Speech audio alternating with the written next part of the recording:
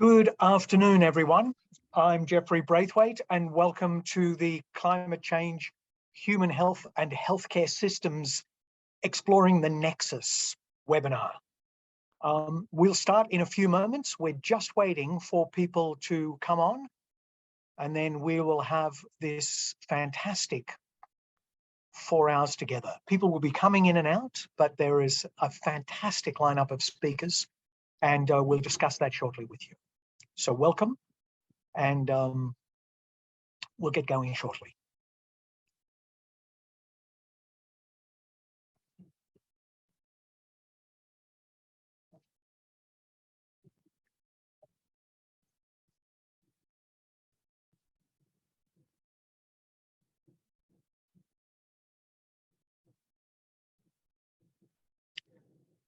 So I think most people will have joined us by now. So welcome, everyone. Welcome to all attendees and speakers. We'd like to start off with a welcome to country, an acknowledgement of country. And Uncle Chris Tobin is a long-standing colleague and friend of Macquarie University.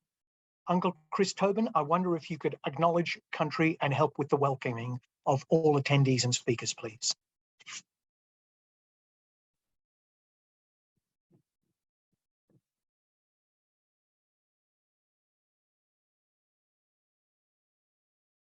There we go.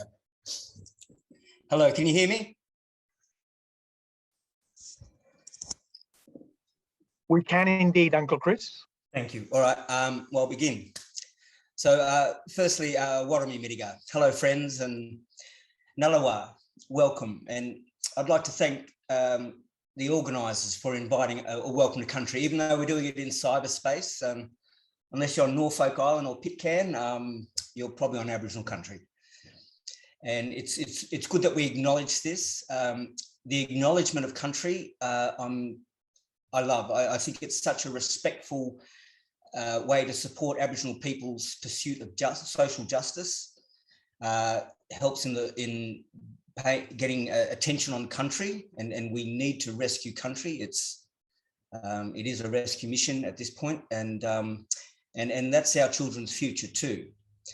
These beautiful gestures that we do with respect, like this, like the inviting to come in and acknowledge country and to welcome you, is it's also very healing to our spirit, and that's all of our spirits. I think a lot of our mental health issues and that are kind of compounded when we're actually having to do things that are not assisting in the well-being of our country. And I know that's what you're going to be talking about a lot today. I want to share with you, as we begin this, that country for Aboriginal people, yes, it takes in the waters and the lands, but also the other brother and sister creatures that have their home here too. We respected their dreaming and their being here. But in our concept of country, that extends actually bigger. When we're talking about country, we're also talking about our ancestors, whose spirits are still here with us. And we're talking about the spirit babies, the generations to come. And all our decisions should be for the health and well-being of all of that, and particularly our young people's future. What I get to do, I get to go in and talk with our young people, and I get to share them something very encouraging. I'm going to do that for you before we start.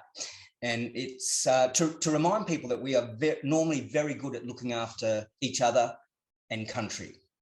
It showed in our country, and it showed in our health. Like we teach our young people, you know, if you're looking after country, you are looking after yourselves. In Aboriginal culture, we see ourselves as part of the country. But the trees of the country, the birds of the country, and we're the people of the country. We actually have a special job, which is help manage the well-being of all of that. So I love that we're addressing this in our health areas. So it means a lot to me. I'm caring a lot more about what we do in our health sector now. My son became a doctor this year, and he's so proud of him. He's working away with all these other beautiful people that are caring for us. The good news I want to share with you, like I said, is that we are normally very good at this. I love that Captain Cook arrived 200 years ago, 250 years ago now, just about, and stepped off and saw what he thought was uninhabited country. He met the people, he thought they must have just arrived. And I love sharing with the kids that no, we now know with our science that people have been here for about 20 to 30,000 years and can live without destroying the country. They weren't living in hardship too. The English described our people as, our people's way of life as relaxed and leisurely.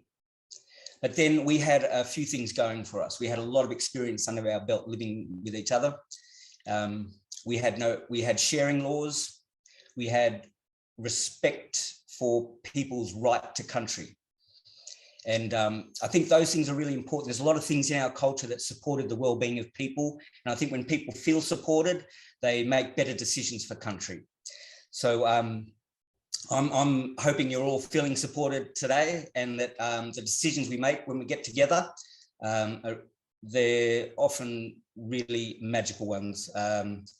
Our people live by that. We would get together with Biala, we'd talk in circles, go back to our small groups, come back to the large group, and get really good results that way. But again, lead with respect. And I'm sure you're all doing that, and cooperation rather than competition, great ingredients to look seriously into these matters.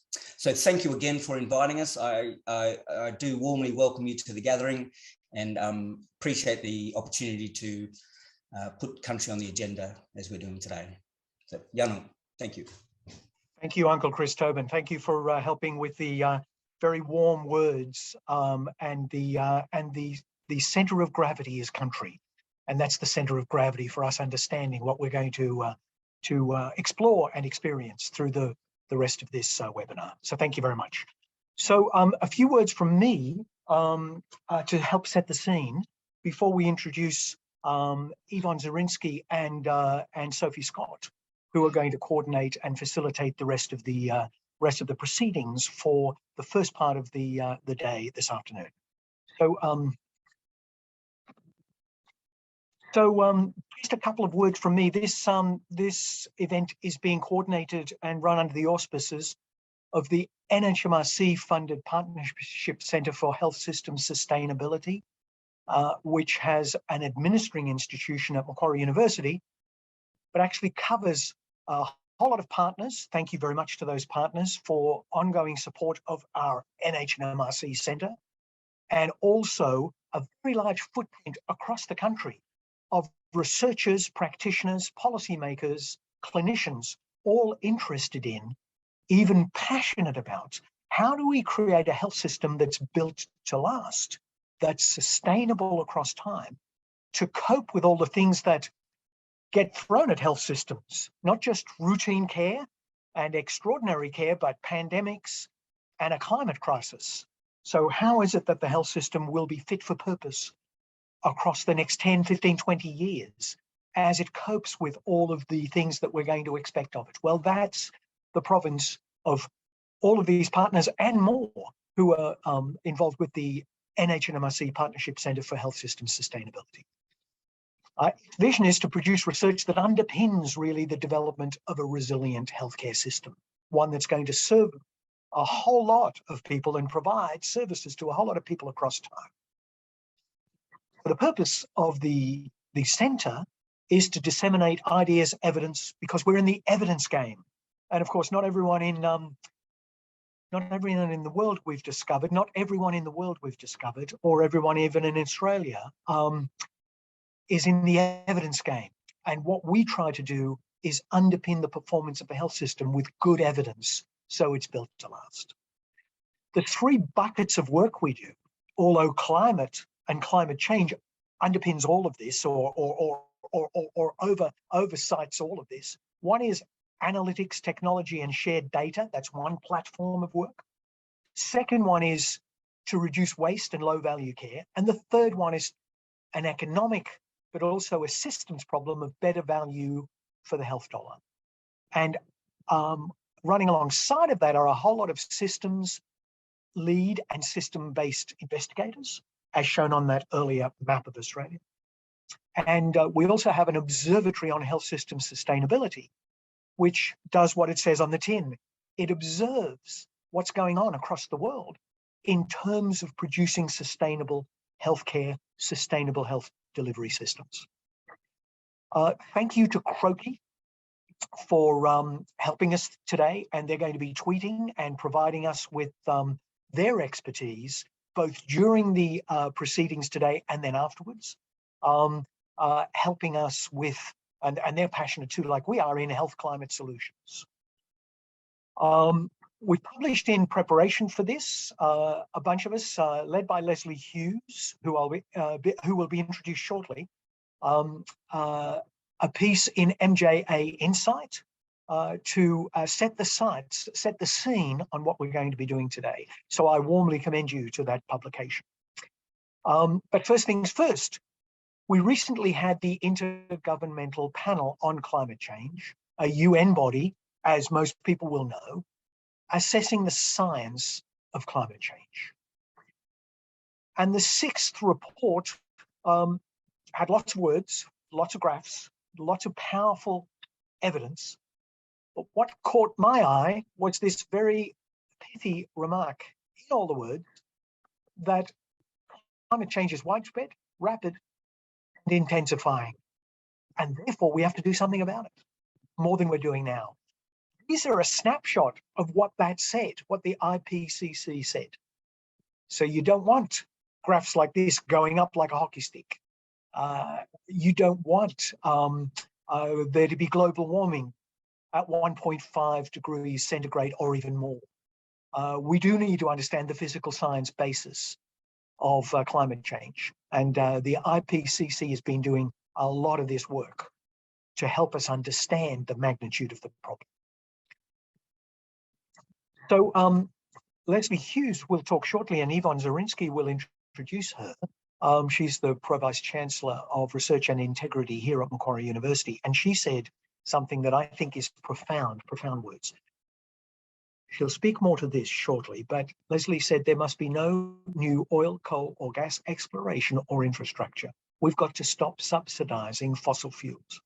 We've got to electrify everything and then run everything from renewable energy. We've got to change our diets, she said. We've really got to change most of the ways we do things. But we know how to do it, and there are ample opportunities to do so. And that gives me both worry and hope in the same paragraph, because we really do know what to do. And we do have lots of opportunities to improve the planet, Australia, the health system. So if you're looking for sustainable solutions, you don't have to go further than the Lancet Commission, which has been reporting over the last 5 years. And it says in 10 points, really a lot of what we'll talk about during today. Invest in climate change and public health. Scale up financing for climate resilient health systems and human systems. Protect cardiovascular and respiratory illness. Encourage a transition to cities that promote healthy lifestyles. Establish an international carbon pricing mechanism. All of these things are in train, but perhaps they're not moving fast enough for many of us. Rapidly expand access to renewable energy, especially in low income and middle income countries which don't have the resources to make the changes that we need to make. Support quantification and really get to climate change mitigation. Adopt mechanisms to facilitate collaboration, not just across health systems and ministries, but other government departments, and in fact, the private sector. Implement an international agreement to support transition and have a countdown to 2030 and really take meaningful notice of it. Those are some of the things we will be exploring during the next few hours, and I hope you stay for the journey or tune in to the bits that interest you. But I've got to tell you, we've got a fantastic array of speakers. There's a hi from some of us here in the PCHSS and Macquarie University, the Australian Institute of Health Innovation. And just a quick acknowledgements, because usually that comes at the end, and sometimes people have left for other things by the end.